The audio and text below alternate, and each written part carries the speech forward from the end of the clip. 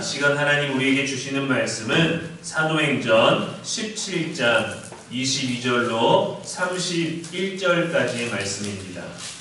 바울이 아레오바고 가운데 서서 말하되 아덴 사람들아 너희를 보니 범사에 종교심이 많도다.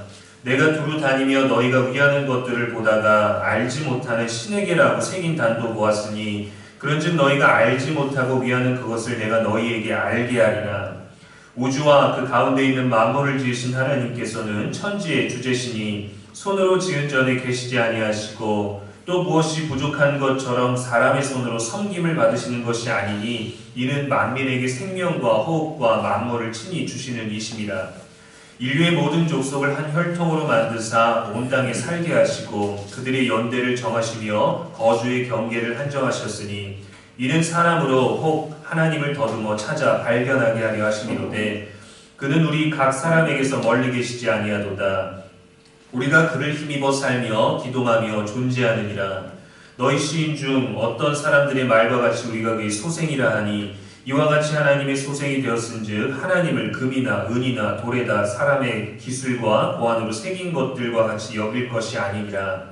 알지 못하던 시대에는 하나님이 간과하셨거니와 이제는 어디든지 사람에게 다 명하사 회개하라 하셨으니 이는 정하신 사람으로 하여금 천하를 공의로 심판한 날을 작정하시고 이에 그를 죽은 자 가운데서 다시 살리신 것으로 모든 사람에게 믿을 만한 증거를 주셨음이니라 하니라. 아멘. 이는 살아계신 우리 하나님의 말씀입니다. 이 시간 더듬거리며 사는 인생이라는 제목으로 말씀 전하겠습니다. 많은 사람들이 눈 뜨자마자 습관적으로 핸드폰부터 더듬습니다. 자다가도 침대 옆에 핸드폰을 더듬으며 시간을 확인하고 아침에도 알람을 끄려고 핸드폰을 더듬습니다. 밤새 혹시 내가 확인하지 못한 메시지가 있나, 또 누가 전화를 했나, 세상은 어떻게 돌아가나, 오늘 날씨는 어떠한가를 확인하기 위해서 기기 하나를 정말 하루 종일 더듬습니다. 누군가를 기다릴 때에도 대중교통을 타고 갈 때에도 심심하고 허전하지 않으려고 핸드폰을 더듬거리죠. 기기 하나를 종일 더듬거리면서 우리는 굉장히 많은 것을 알고 또 많은 정보를 얻고 살아가는 시대입니다. 어디가 맛집인지 어느 길이 빠른지 검색창은 모르는 정보를 다 찾아주고 인공지능은 우리의 모든 질문에 답을 줍니다. 그런데 이상합니다. 정보는 많아졌는데 우리는 더 공허합니다. 설명은 많아졌는데 이해는 더 못합니다. 선택지는 많은데 확신은 더 줄어들었습니다. 왜 그럴까요? 우리는 세상의 많은 일들을 알고 분석하고 기억하고 그렇게 뛰어난 기능을 가지고 살지만 정작 우리가 왜 살아야 하는가, 왜 우리는 살고 있는가, 왜 우리는 이 일을 하게 되었는가, 그 모든 것들을 잘 모르기 때문입니다. 이러한 근본적인 질문 앞에서 사람은 여전히 살아가면서도 삶을 더듬습니다. 그래서 현대인은 신을 안 믿는 시대가 아니라 무엇을 믿어야 할지 모르는 시대를 살아가죠. 오늘 본문의 아덴 사람들이 그랬습니다. 오늘 말씀은 바울이 아레오바고에 서 있는 장면이에요. 아레오바고는 아레스의 언덕이라는 뜻으로 그리스 아테네의 중요한 상업 도시였습니다. 성경의 아덴으로 기록된 이 아테네는 세계 최고의 철학의 도시였죠. 플라톤, 소크라테스, 아리스토텔레스의 사상이 흐르고 있던 곳이에요. 인간이 가질 수 있는 근본, 그 본질적인 의문들과 질문들을 고민하는 그 철학의 근원지입니다. 쉽게 말하면 현재 세상에서 제일 똑똑한 사람들이 모여있는 곳이었어요. 지식도 많고 철학도 많았는데 신도 많았습니다. 바울은 이 도시에서 충격을 받았어요. 우상이 너무 많았기 때문입니다. 그 똑똑하던 사람들이 많이 모여있는데 그 어느 하나를 결정하지 못했다는 것이죠. 심지어 알지 못하는 신에게라고 적힌 제단도 있었습니다. 이 말은 참 인간적이면서도 이상합니다. 혹시 우리가 이 많은 철학들을 고민했는데 우리가 놓친 신이 있으면 어떡하지? 혹시 우리가 알고 있는 것보다, 우리가 추측하고 예상하는 것보다 더 높은 존재가 있는데 우리가 그걸 모르는 건 아닐까, 이런 마음이죠. 인간은 본능적으로 느낍니다. 우리가 살고 있는 이 세계가 전부는 아닐 것이다 라는 것을요. 이런 인간의 알 수 없는 영역에 대해서 바울은 말합니다. 아덴 사람들아, 너희를 보니 범사에 종교심이 많도다. 이 말은 너희는 종교를 좋아하는구나, 너희는 신앙이 참 좋구나 라는 말이 아닙니다. 너무 미신적이라는 말이에요. 너희가 그렇게 똑똑하고 너희가 그렇게 많이 알고 있고 너희에게 많은 사람들이 찾아와서 질문을 하면은 너희는 그 지혜로 답을 하는데 너희는 여전히 아무것도 모르는 것처럼 있구나 라는 말입니다. 인간 안에는 하나님을 찾는 감각이 있습니다. 하나님이 아닌 다른 것으로 찾아가고 여기기도 하지만 인간은 우리가 살고 있는 그 너머의 존재에 대한 감각이 있어요. 그래서 SF 같은 영화, 우주의 존재, 우주의 외계의 기술들이 우리나라에 오고 몇천 년 전에 뭐 피라미드를 지어줬다라는 그 안에 숨겨진 그들의 어떤 기능적인 기술과 기계들이 있다라는 그 너머의 존재들을 찾아가고 생각하는 감각이 있어요. 프랑스의 신학자 칼뱅은 인간의 마음에 본능적으로 존재하는 이것을 신에 대한 감각이라고 불렀습니다. 우리 과거의 성리학에서도 이와 기를 말하고, 도가에서는 도를 말하고, 그리스 철학에서는 로고스를 말했습니다. 인간은 늘 설명할 수 없는 어떤 질서와 근원을 느껴왔어요. 그것을 정의하고 개념화하려는 수많은 고민들이 있었죠.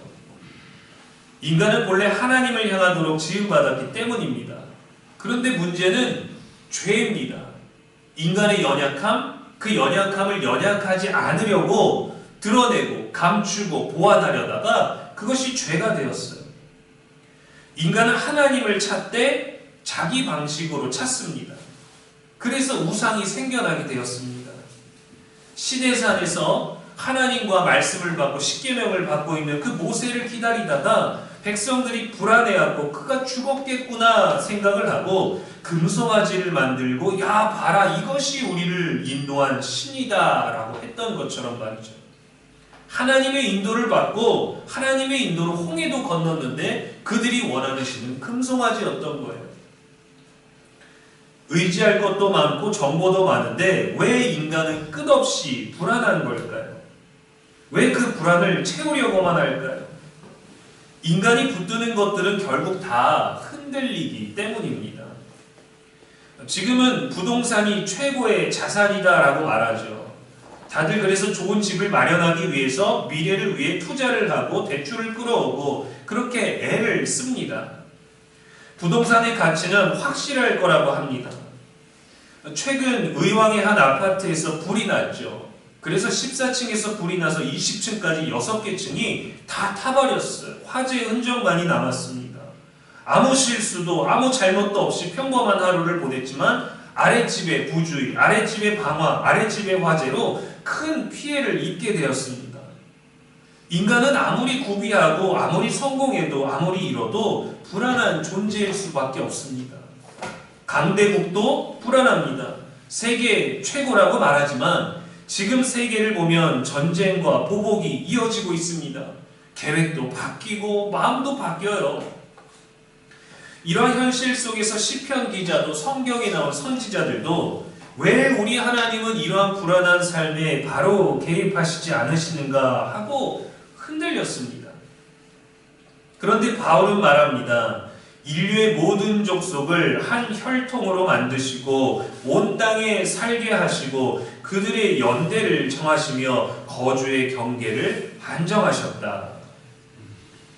이 말은 전쟁과 인간의 욕망까지 인정하셨다, 뿌듯해하셨다라는 말이 아닙니다.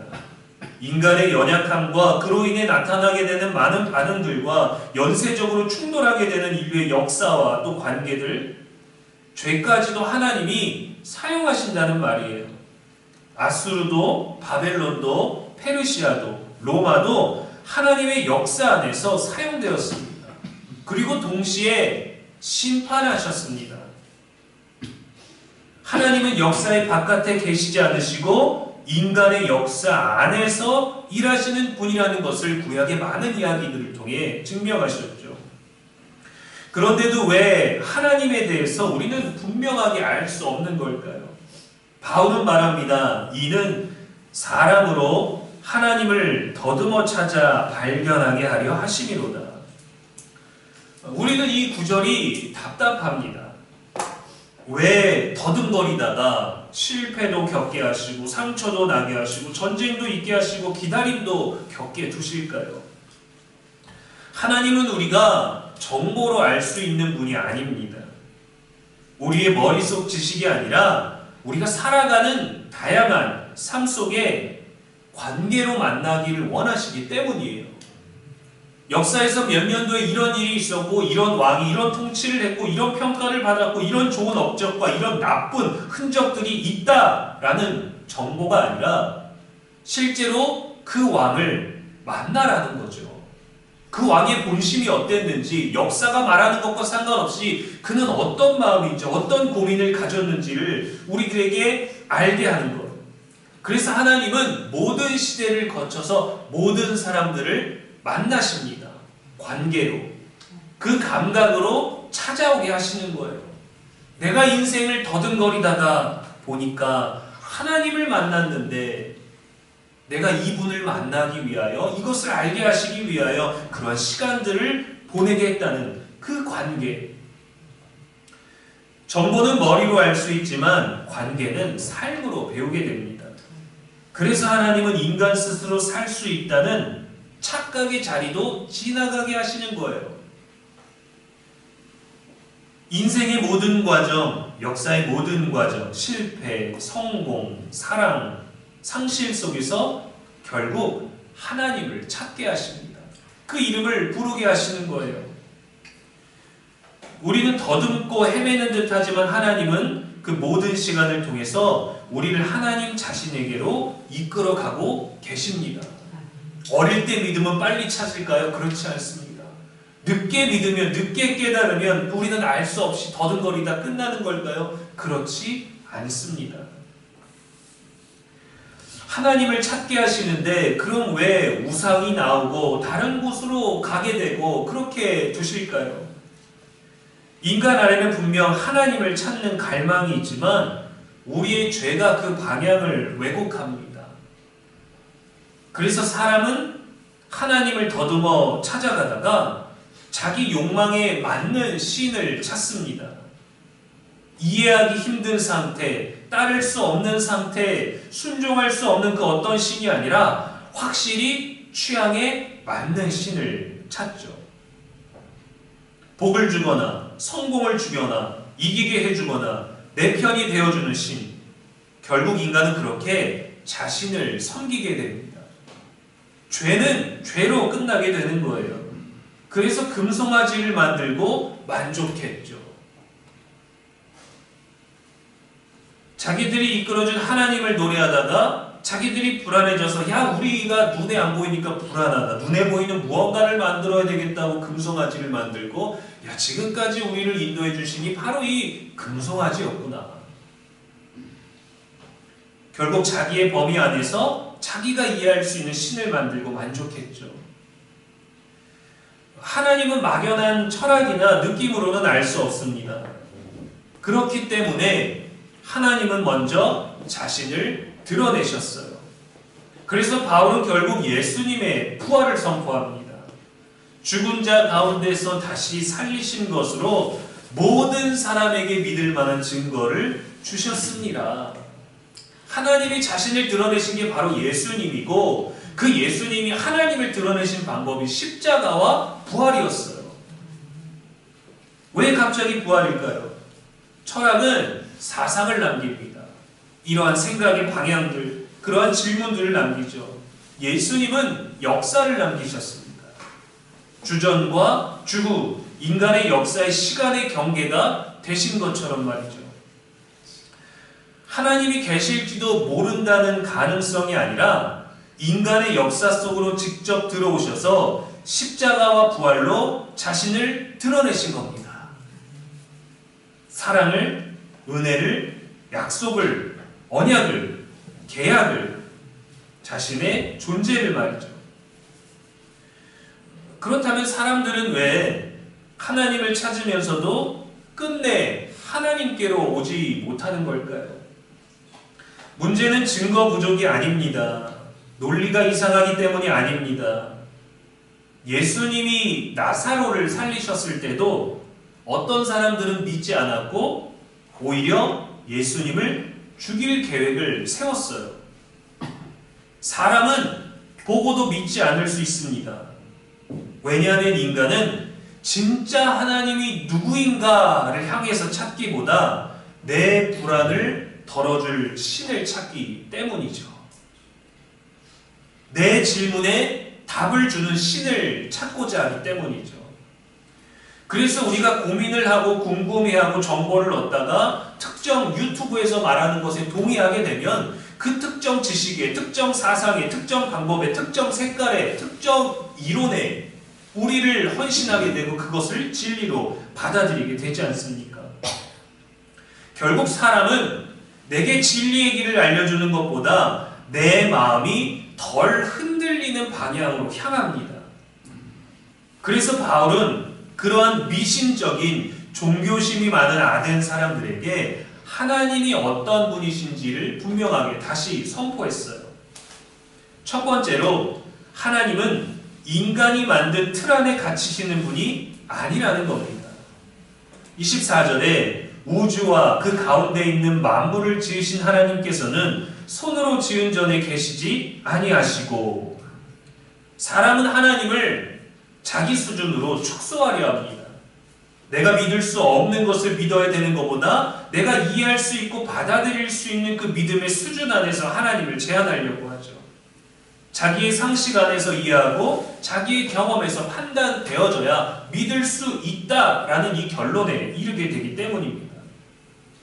자신이 관리할 수 있는 크기의 신을 만들려 하고, 그래야 자신이 가능한 방법으로 섬길 수 있기 때문이에요. 헬라인들은 물, 불, 공기 같은 만물의 원리를 신적 존재로 보았습니다. 그러나 바울은 선언합니다. 하나님은 우리가 손으로 만든 제단이나 우리가 있는 장소나 우리가 이해할 수 있는 그 범위에 갇히시는 분이 아니다. 하나님은 인간이 만든 공간에 머무는 존재가 아니라 오히려 공간을 만드신 창조주이시다라는 것을 선포하는 거예요. 두 번째로 하나님은 인간에게 의존하시는 분이 아니라 인간에게 생명을 주시는 분이라는 겁니다.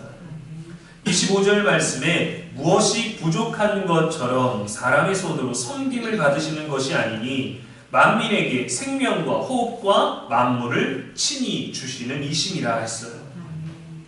인간은 각자 자기 인생을 유지한다고 생각하지만 성경은 반대로 이야기합니다. 스스로 숨쉬는 존재가 된 것이 아니라 지금도 하나님께로부터 숨을 받고 있는 존재다 라고 말이죠. 우리가 신을 먹여 살리는 것이 아니라 하나님께서 우리를 살리고 계십니다. 세 번째로 하나님은 멀리 숨어 계신 분이 아니라 더듬는 인간 가까이에 계신 분이라는 거예요. 27절에 하나님을 더듬어 찾아 발견하게 하려 하심이로되 그는 우리 각 사람에게서 멀리 계시지 아니하도다 했어요. 이 더듬는다라는 표현이 중요합니다. 사람은 완전히 본다고 안다고 착각하지만 사실 평생 무언가를 더듬으며 살아갑니다. 우리가 산 것만 알 수 있죠. 우리가 들은 것만 알 수 있죠. 관계도 더듬고 미래도 더듬고 내 현실도 더듬고 신앙도 더듬고 자기 자신도 더듬습니다. 그런데 하나님은 그 더듬는 인간 가까이 너무 멀리 있는 것이 아니라 그 인간 가까이 계시다는 게 성경의 증언이에요. 우리가 하나님을 찾는다고 생각했지만 하나님께서 이미 우리에게 와 계셨습니다. 그래서 그 신에 대한 감각은 하나님께로 향해 있었던 것이죠. 우리가 하나님을 사랑하는 것이 아니요 하나님이 우리를 살아가사 우리 죄를 속하게 하기 위하여 화목제물로 그 아들을 보내셨습니다. 우리가 해결한 게 아니에요. 우리는 해결하려고 했지만 더듬거렸을 뿐입니다. 그래서 하나님이 더듬거리는 우리 인생을 해결해 주시기 위해서 화목제물로 우리의 죄 문제를 해결하시려고 그 아들을 보내신 역사적인 사건이 있었던 거죠. 현대를 사는 우리는 모르는 길을 갈 때도 덜 불안합니다. 내비게이션이 있으니까요. 길 하나 잘못 들어도 괜찮습니다. 금방 다시 재검색해 주니까요. 지리적인 길은 몰라도 잘 찾아가는데 우리의 인생길은 어디로 어느 길로 가야 하는지보다 왜 가야 하는지를 모를 때가 많아요. 좋은 대학에 가면 괜찮을 줄 알았는데, 좋은 직장에 들어가면 끝날 줄 알았는데 늘 고민이 됩니다. 결혼하면 안정될 줄 알았는데, 행복할 줄 알았는데 또 외롭고, 돈이 생기면 편안할 줄 알았는데 또 두렵습니다. 또 부족합니다. 우리는 평생 무언가를 이루며 살지만 동시에 계속 더듬거리면서 삽니다. 왜 하나님은 더듬거리게 두실까요? 하나님은 인간이 스스로 만족할 수 없는 존재임을 알게 하십니다. 그래서 모든 인간에게 영원을 사모하는 마음을 주셨던 거죠. 돈을 가져도 끝나지 않고, 사랑을 받아도 완전하지 않고, 성공해도 불안한 이유는 인간이 본래 하나님 없이 완성될 수 없는 존재로 지음받았기 때문입니다. 하나님과의 관계에서만 우리에게는 부족함이 없는 거예요. 하나님을 향하도록 창조되었습니다. 그런데 하나님을 찾으려 하면서도 하나님께 가지 않고 자기 욕망을 신으로 만들고, 자기 두려움을 종교로 만들고, 자기 필요를 우상으로 만듭니다.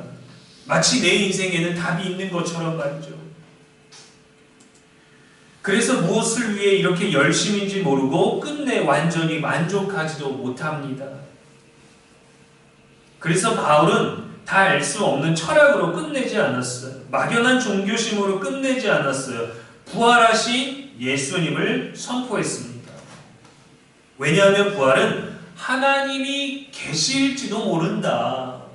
그 우리가 알지 못하는 신 너머의 존재가 하나님일지도 모른다라는 이 가능성이 아니라 역사 속으로 직접 들어오셔서 자신을 드러내셨다는 확실한 선언이 되기 때문에 부활을 말하는 거죠.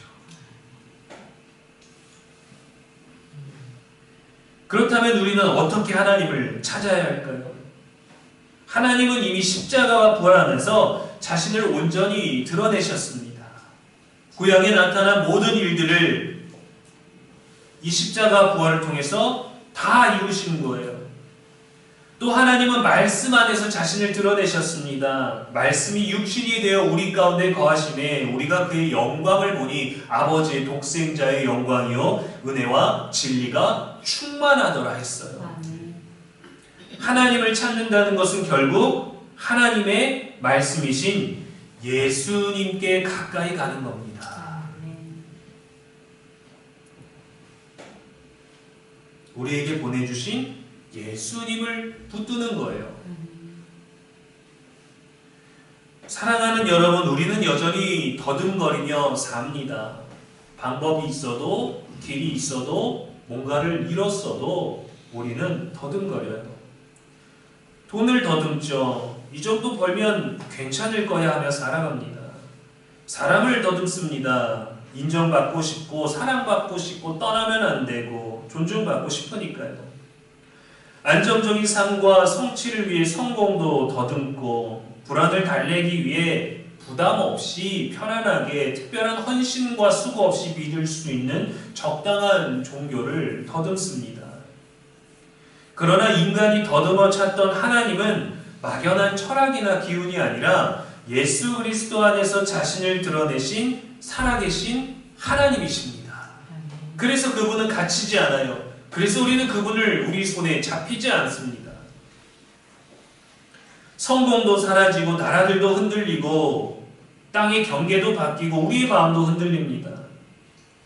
우리의 마음이 흔들리지 않아도 이 나라를, 이 국제 정세를 이끌어가는 지도자들의 마음이 흔들리면 또 흔들리게 되어 있습니다. 그러나 부활하신 예수님은 흔들리지 않으십니다. 그러므로 더 이상 알지 못하는 신 앞에 서지 마십시오. 우리 가까이 오신 예수 그리스도의 십자가를 붙드십시오. 우리를 위해 다시 사시고 영원토록 함께 하시겠다 하던 그분의 말씀을 붙드십시오. 아멘. 우리가 더듬거리게 두지 않으시려고 오셨어요. 더듬거리면 우리들의 인생이 어떻게 될지 알 수 없지만 더듬거리던 인생이 끝나는 순간은 부활하신 예수님을 붙드는 순간입니다. 알지 못하는 신에게가 아니라 십자가를 통해 자신을 드러내신 하나님께 우리의 삶을 맡기며 믿음으로 살아갈 수 있는 저와 여러분 되기를 주님의 이름으로 축원합니다. 기도하겠습니다. 살아계신 하나님 아버지, 오늘도 말씀 주셔서 감사합니다. 우리는 많은 것을 아는 시대를 살지만 불안 속에서 붙잡을 무언가를 찾아 더듬으며 살아왔습니다. 우리가 알지 못하는 시제를 찾아 헤매는 인생이 아니라 십자가와 부활로 자신을 드러내신, 내어주신 예수 그리스도를 붙드는 믿음의 사람이 되게 하여 주옵소서. 실패와 상실과 기다림 속에서도 하나님을 원망하는 자가 아니라 또 다른 나의 신을 만드는 것이 아니라 하나님을 더 깊이 찾는 인생 되게 하여 주옵소서. 우리 가까이 오신 주님을 놓치지 않게 하시고 더듬거리던 인생이 부활하신 예수님 안에서 올바른 방향을 찾게 하여 주옵소서. 오늘도 우리의 길과 진리와 생명이 되시는 예수 그리스도의 이름으로 기도합니다. 아멘.